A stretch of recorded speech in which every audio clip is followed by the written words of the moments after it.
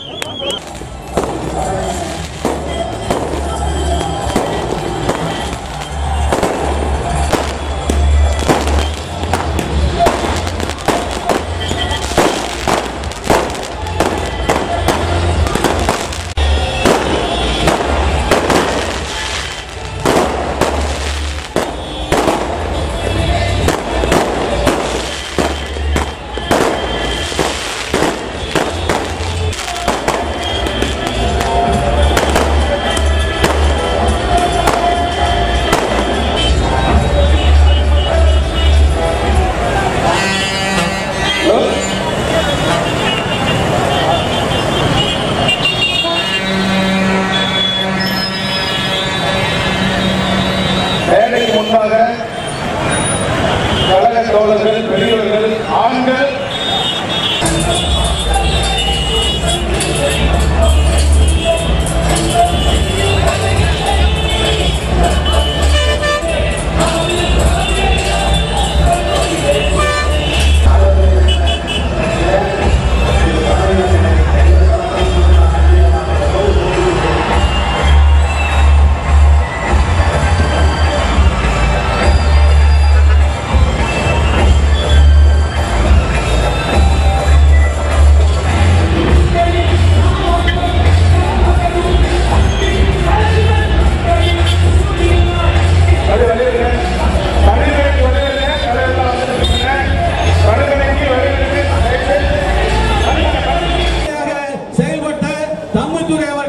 மீண்டும் உங்கள் மத்தியிலே வாக்குகள் கேட்டு வந்து கொண்டிருக்கின்றார். ஆக மத்திய அரசாங்கத்தினுடைய பிற்போக்கு மாதிரி நம்ம தொகுதிக்கு அப்பாற்பட்டவர்கள் வந்து ஜெயிச்சு போகிறார். ஆனால் நம்முடைய சகோதரி ஜோதிமணி நம்முடைய தொகுதியில் கொண்டவர் எப்போதும் பார்க்கலாம். செப்பத்துறை எங்கே திருவை வாசல் தருமபுரி மேலே பார்க்க முடியாது, தருமபுரிக்கு வரமாட்டார், மத்தாலும் போயிட்டு போயிட்டு அப்படி வருவார். ஆகவே சிறப்பாக செயலாற்றுகிற சகோதரி தம்பித்துறை அவர்களுக்கு இருக்கிறது. ஒரு முறை அவர் கரூர் தொகுதியில் போட்டியிடுவார். 5 வருடங்களுக்கு மக்களை சந்திக்க மாட்டார், மக்களும் அவரை சந்திக்க முடியாது. உண்மையா இல்லையா? பிறகு 5 ஆண்டுகள் கழித்து மீண்டும் கரூர் தொகுதியில் போட்டியிட மாட்டார், கிருஷ்ணகிரிக்கு போய்விடுவார். அப்புறம் கிருஷ்ணகிரியிலும் மக்களை சந்திக்க மாட்டார், மக்களும் சந்திக்க முடியாது. மீண்டும் கரூருக்கு வந்து விடுவார். இப்படியே காடாறு மாதம் நாடாறு மாதம் போல 5 வருடம் கிருஷ்ணகிரியும் 5 வருடம் கரூரிலும் அவர் இருந்தார். ஒரு முறை 10 ஆண்டுகள் கரூர் தொகுதியில் அவர் பாராளுமன்ற உறுப்பினராக இருக்கிறார். அதன் பலனை இன்று கரூர் அனுபவித்து வருகிறது. இன்று சிறு குறு நடுத்தர தொழில்கள் முடக்கப்பட்டு விட்டன. லட்சக்கணக்கானவர் கரூர் தொழில்துறையை நம்பி வேலையிழந்திருக்கிறார்கள்.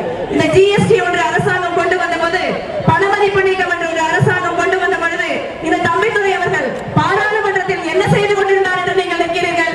பேசாமல் வாயை மூடிக்கொண்டு நரேந்திர மோடிக்கு கைகட்டி சேகம் செய்திருந்தார். நாம் எல்லாம் கரூர் ஒரு சுயமரியாதை மிகுந்த மண். ஒரு நரேந்திர மோடிக்கு கைகட்டி சேவகம் செய்கிற ஒரு பாராளுமன்ற பிரதிநிதியை நாம் தேர்ந்தெடுத்து அனுப்ப வேண்டும். சகோதரர் செந்தில் பாலாஜி அவர்கள் சொன்னது போல கடந்த 10